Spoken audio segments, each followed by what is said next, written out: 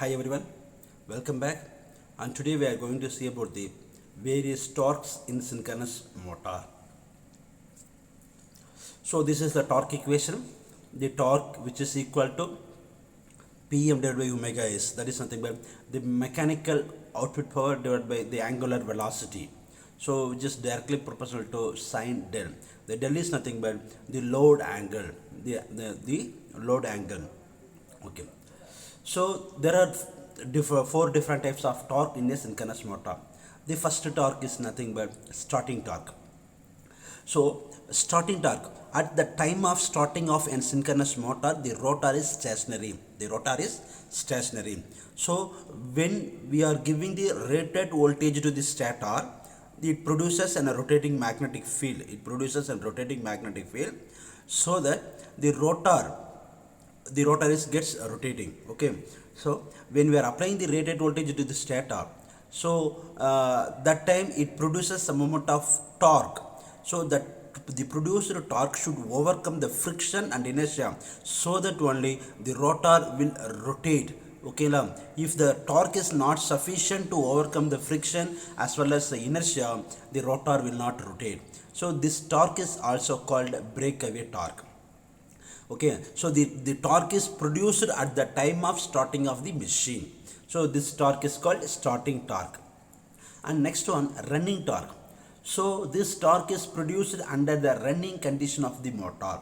So here it is based on the rating of the motor, and based on the speed, whether it belongs to the low speed application or high speed application, and what is the torque rating, and based on the rating and as well as speed of the driving machine. So based on that, it produces a running torque, the torque which is produced during the running conditions.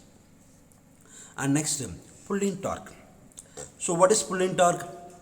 Initially, the synchronous motor is rotated at a speed slightly less than the synchronous speed.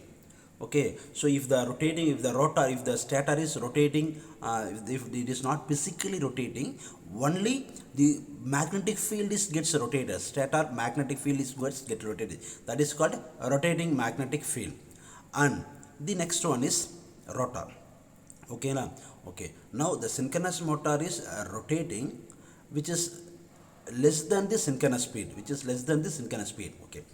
When the speed is near to the synchronous speed, the excitation which is given into the field gets switched on.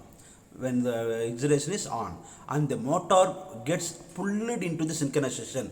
If the stator is 1500 rpm and the rotor it may be 1490 or 480, but at the time of excitation is on, okay, so it both gets synchronized.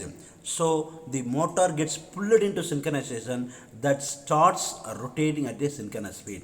So the amount of torque developed by the motor, at the time of pulling into synchronization is called pulling torque. Okay, so it is mainly at the time of synchronization. Okay, when the rotor speed is very near to the synchronous speed, so that when the magnetic locking is possible. Because of magnetic locking only, it gets synchronized. So at the time of synchronization, how much amount of torque is developed, that torque is called a pulling torque. And next, pull out torque. So here, when the synchronous motor is loaded, the torque, when the motor gets loaded, the rotor falls back with respect to stator by an angle called load angle. Okay, if the here is a synchronous motor is running, while if you are applying the load, the rotor gets back with respect to stator. For example, the stator is 1500 and rotor it may be 1490 or 480. The difference is called load angle, because of when we are applying the load. The load angle increases, the magnetic locking between the stator and the rotor decreases. If the speed is very slightly always decreases, then the magnetic locking property will also gets decreases.